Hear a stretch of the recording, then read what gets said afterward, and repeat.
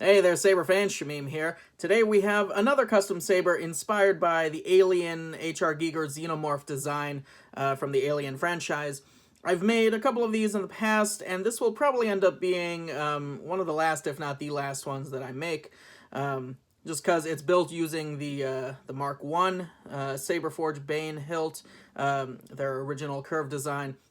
They have a Mark II. It doesn't quite have the same alien aesthetic, in my opinion, as the Mark I does, and they're hard to find these days. I managed to pick one of these guys up. It was all black, so I did the weathering by hand, and then this one's also unique in that it has Neopixel set up with Prism 5.5. And then it also has the new version of my H.R. Giger Alien sound font. That was one of the very first custom sound fonts that I had ever created, and you could tell there was a lot of popping and clicking, and it was not mixed very well. Some things were overdriven, some things were underdriven. Anyway, so I completely remade the sound font from scratch, remastered it. Now there are no clicks, no pops, and the updated sound font is available for free for anyone who has previously purchased the H.R. Giger Alien sound font either directly through me or through saberfont.com. Within a few days, the new version will be available for download through saberfont.com. And if you want it immediately, you can send me a message on my Facebook business page, see link below and at the end of this video, to get the updated version for Plector. The NEC version stays the same, but the Plector is the one that I've remixed. Anyway, it's also running a SM 28mm high bass speaker. You have two AV switches here. It's an 18650 lithium-ion battery with a 15 amp drain so that it can fully power the Neopixel. We'll just quick turn it on and show off the first sound font with the blade plug, and then we'll throw the Neopixel blade in there so we can get all the colors and effects. This is one of the loudest sabers I have ever built.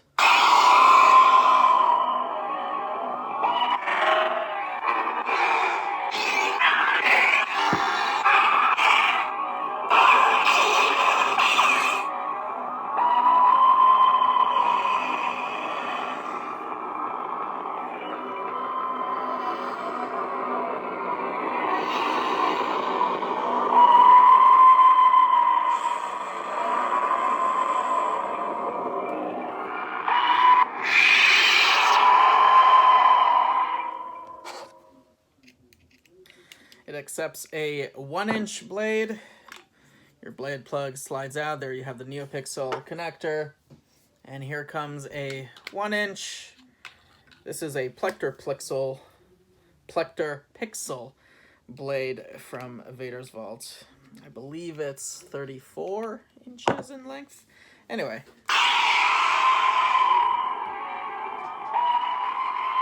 Insanely bright. I have this at a lime green setting, so you've got green at maximum with I think 300 or 400 red mixed in. Crazy bright with a white flash on clash.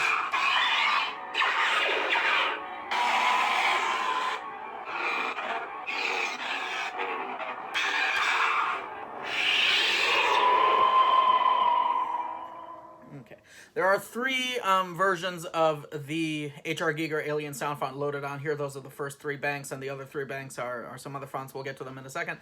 But I wanted to show off three different blade effects with the Neopixel, and also slightly different boot sounds and hums as well on the next two versions of the Giger font. So here we go. Get away from her, you bitch! Whew.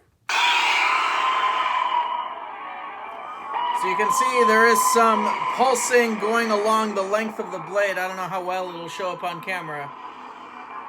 Let's turn this guy off. You can see it pulsing and going up and down. This is a very slow flame effect, but it does kind of evoke the acid blood of the aliens, is sort of the feeling I wanted to go for. With a yellow flash on clash. And even during lockup, the flame pulsing continues.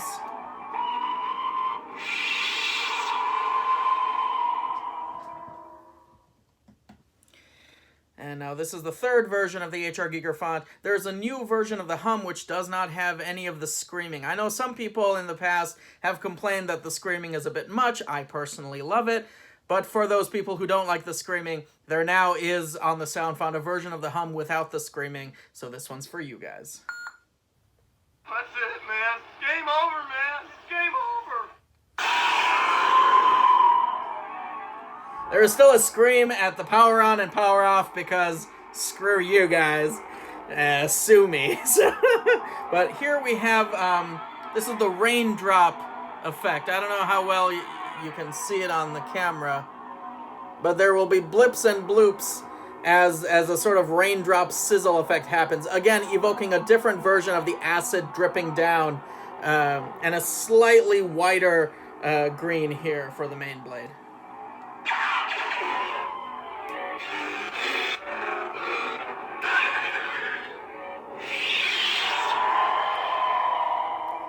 Alright, let's go ahead and get to the non-alien sound fonts.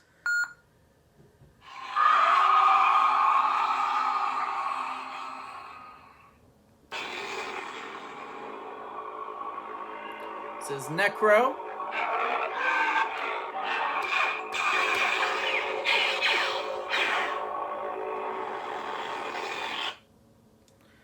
Next up. Come now. Don't be shy. Step into the light.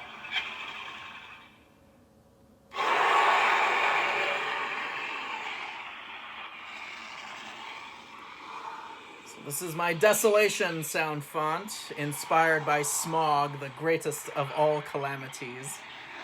And we have a reddish-orange fire blade going on here. It's the same kind of style that we had for font number 2 with the green alien blade, but this one is now red and orange, so that's cool.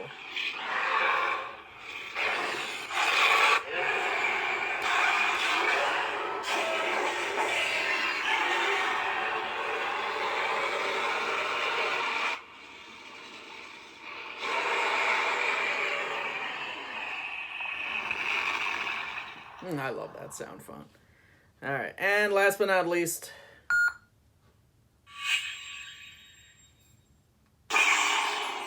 Sparkle! So again, you have a bit of an unstable blade effect going on with white and blue flashing. It's producing a very, very beautiful silver effect on camera with a blue, deep blue flash on flash. And the lockup choice.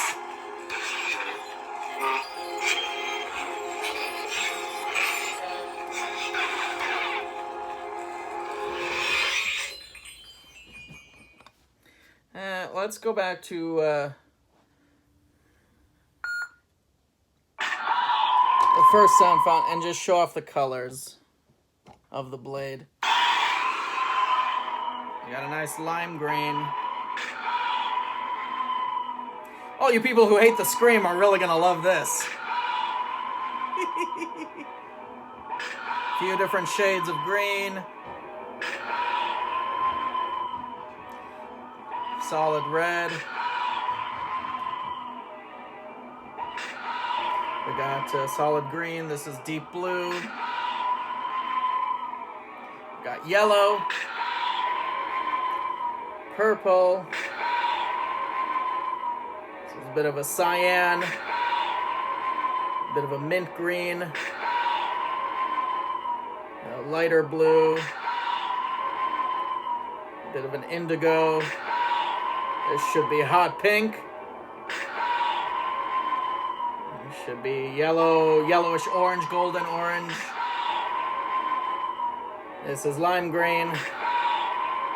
And we've come all the way around. So that was the lime green, this is white. Anywho. So there you have it. Again, this will probably be the very last alien-inspired custom saber that I make. Since it was going to be the last, if not one of the last ones, I wanted to kind of go all out and do a Neopixel, remake the sound font, and do something a little special with this guy. So sales link is below if anyone would like to own this custom saber. And again, for anyone who has purchased the HR Giger Alien Sound Font either directly through Saberfont or through me, shoot me a message if you want to get the updated files. Otherwise, those updated files should be available within the next few days to a week or so from saberfont.com. And you can log in, and if you've purchased it through Saberfont, you'll be able to get the new downloaded, or the new files again. So yeah, I think that's it. To access the SD card and the recharge port, there's a full chassis inside, 3D printed. So you would undo, I'm not going to do it here on camera, but you'll undo this screw and this screw. The pommel will slide off. Then there are a couple little screws on the top and on the bottom. I believe there's two, one on either side. Just loosen those, 1 or 2 rotations, and that will sort of break the seam apart just a little bit. That'll allow the chassis to slide out, so you can, kind of shake it out, or, use some force to shake it out. And then, slide it back in, retighten the screws, put the pommel back on, and put these 2 button head screws back on. There you go. Thank you all so much for watching, and may the force be with you.